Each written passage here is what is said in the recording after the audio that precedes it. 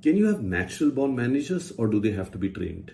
Now, in my 30 plus years of experience, I've come to realize there is an art of management which you can learn on the job, but it will only take you that far. For instance, there was this manager of a large restaurant chain who drove his team to achieve fantastic results in just 3 years.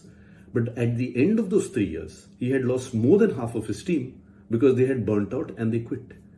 On the other hand, I remember this CEO of a large hotel chain, and he was so focused on long-term results, long-term achievements, he didn't deliver short-term results. And what happened? The board of directors had him replaced. So what you need to learn is also the science of management, which can only be taught in a classroom. Now, what we've done is, at HTI, we put together a 3-day program called Framework of Management, which is delivered in an outbound setting with a lot of fun and games, a lot of engagement. And whether you're a brand new manager, whether you're a student of management, whether you're a veteran manager, you're bound to benefit from this program like so many others have done so.